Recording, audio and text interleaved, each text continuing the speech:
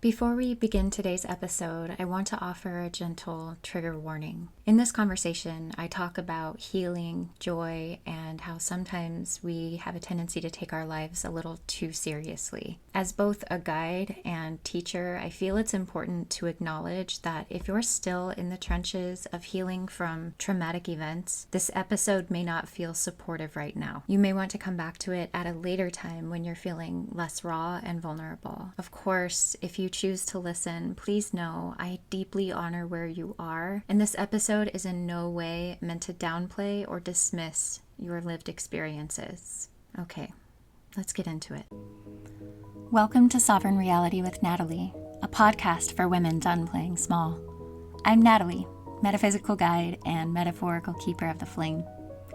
Each week, we will channel the power of a different goddess, her myth, her message, and her medicine, so that you can rise, reclaim, and remember who the hell you are. The world doesn't need you quiet, babe. It needs you lit up. So let's rise.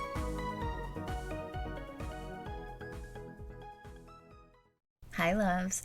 Welcome back to the Sovereign Reality Podcast. I'm Natalie, and today we are going to lighten things up with one of my absolute favorite goddesses from Japanese mythology, Uzume.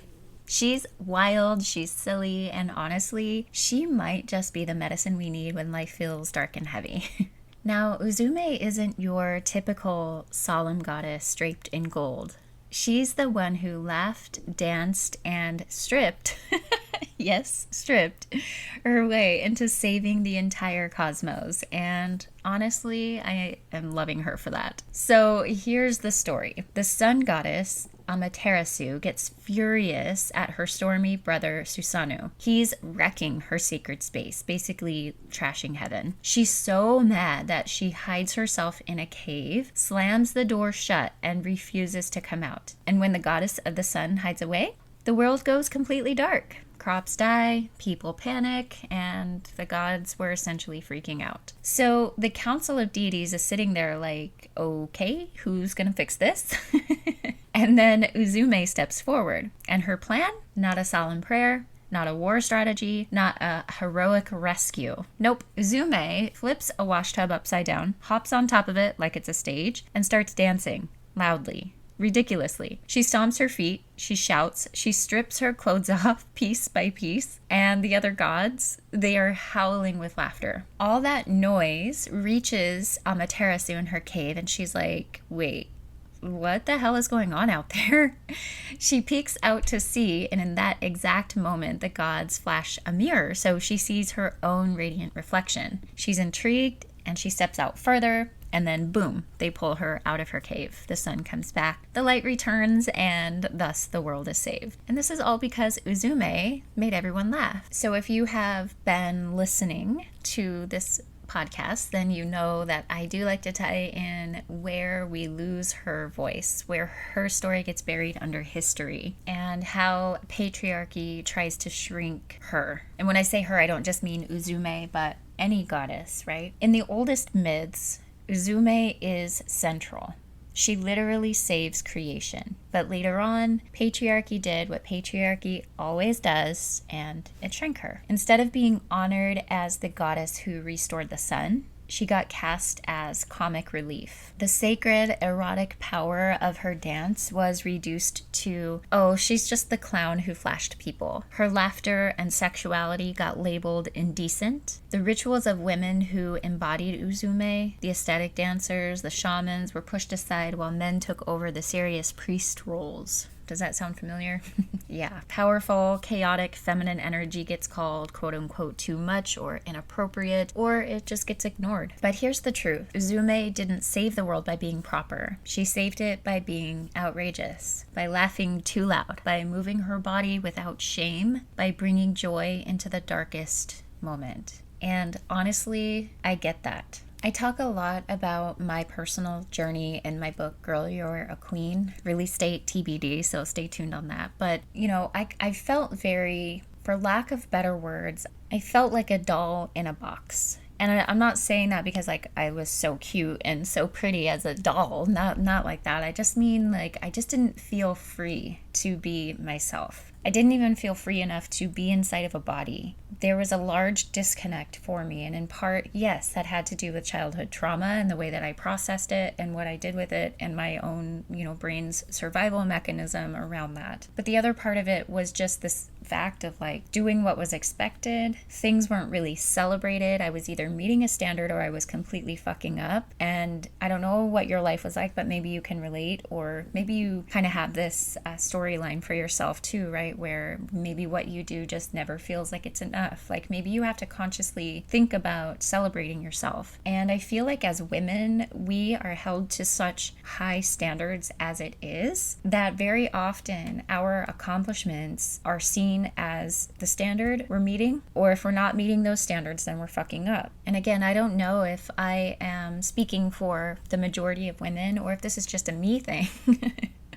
I kind of feel like it's not, but if you've seen the Barbie movie, sure, but obviously that belief is ingrained within our subconscious, our cells, our cellular makeup, to the point where it just feels normal, right? That we meet all of these standards and then some. And more often than not, we're forgetting to celebrate ourselves in the process and pat ourselves on the back and tell ourselves we're doing a good job and dance and giggle and laugh and have fun, right? And take up space. Uzume didn't just sit there quietly with her eyes downcast and her hands clasped in her lap. No, she got up and she moved and she expressed herself and she stripped off her clothes and danced and was just like, hell yes. Like, why are we not doing this more? Why are we not celebrating ourselves and celebrating each other more? And the other thing that I really love about this is that if we're looking at this on a metaphorical level, in darkness, she became the light. She became the laughter. She became the thing that people needed to smile, to remember not to take life so seriously. And now listen, I'm not saying that like if you're having problems, don't take them seriously or don't take others seriously or any of those things. But I do want to just reiterate how important it is to find joy, find laughter, find something that can make you giggle. Have you ever just like watched a TikTok or a video or something, or a comedian even, right?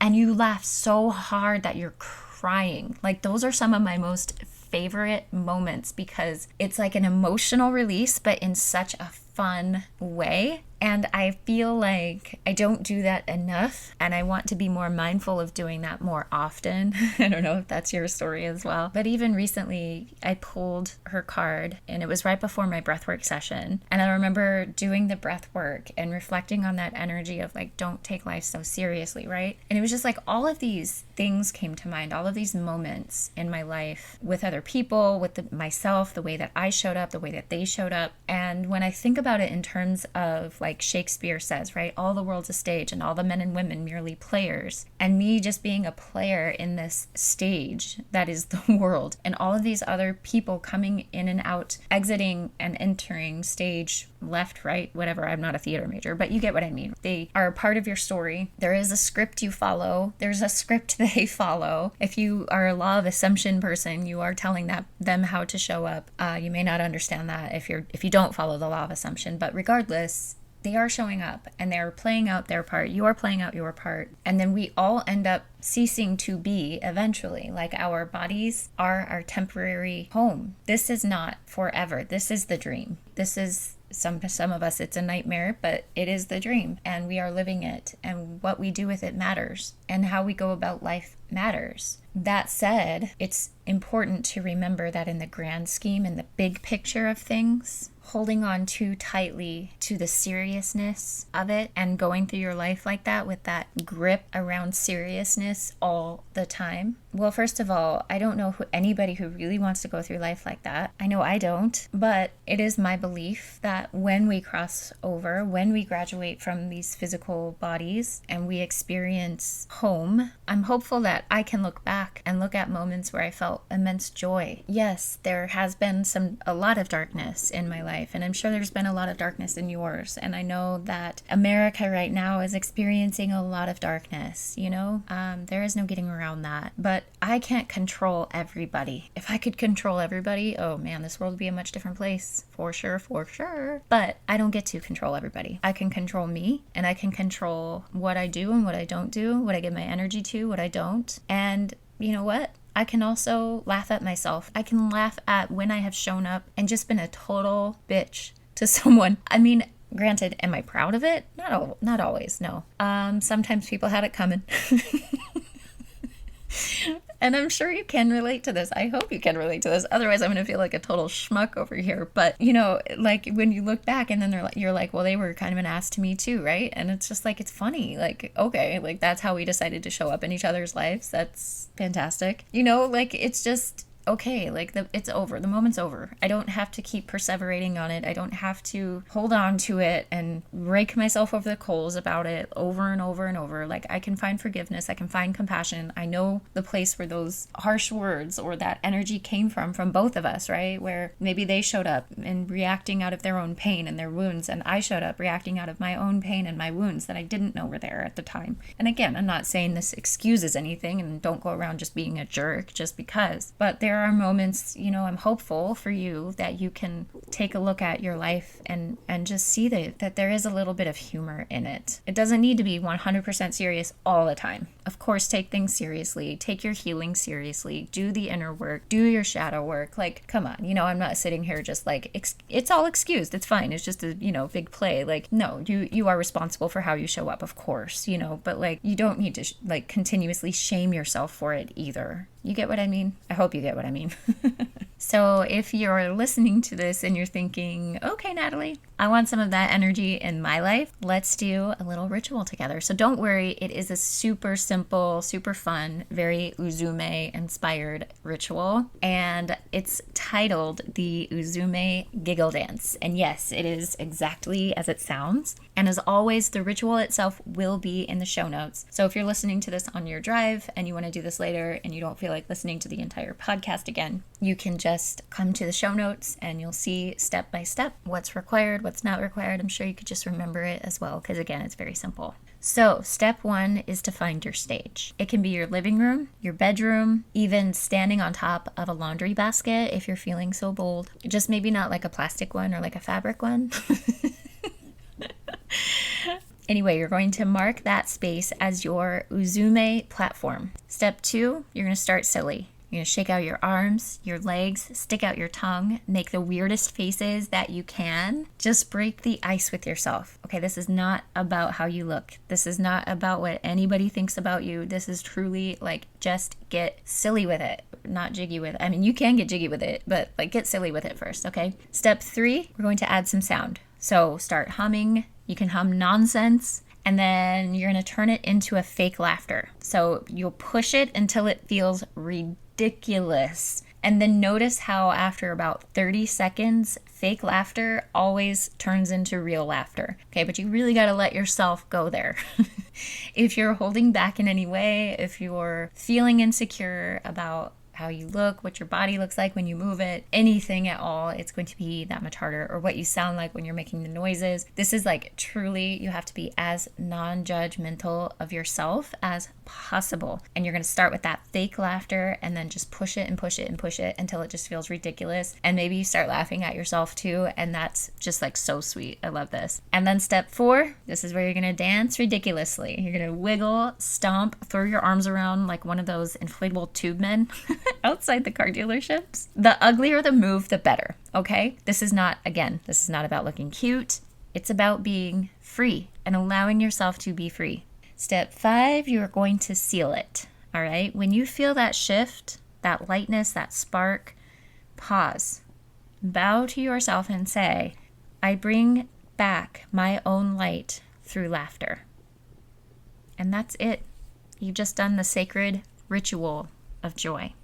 Uzume shows us that joy is not frivolous. Laughter is not a distraction. Your silliness, your dancing, your outrageousness, those are divine tools. They're how we bring the sun back when things get dark. So if you try the Uzume Giggle Dance, which I hope you do, I would absolutely love to hear about it. You can send me an email at hello@sovereignsanctuary.space, or leave a review talking about it if you feel so inclined, and tell me how it felt. What moves did you bust out? Did you have fun? Were you laughing at some point? And remember, joy is not optional, okay? In this world, it is sacred. It is a sacred part of your journey. Your laughter might just be the thing that calls back your own sun. If today's episode stirred something inside of you, share it with a fellow goddess, a soul sister, or a babe ready to rise. You can also follow me for more Sacred Rebellion at www.sovereignsanctuary.space, and you can also get some freebies there as well. Join me next week as we dive into Ainana, the goddess of boundaries, power, and rising through the underworld. Trust me, you don't want to miss her. That's your divine download for the week. If this episode lit your fire, share it, leave a review, and subscribe so the flame keeps burning bright. If you want more Sacred Rebellion, you can come find me on Instagram and TikTok at Sovereign with Natalie. Remember, you are the storm. You are sovereign. Stay wild, stay sacred, and keep rising.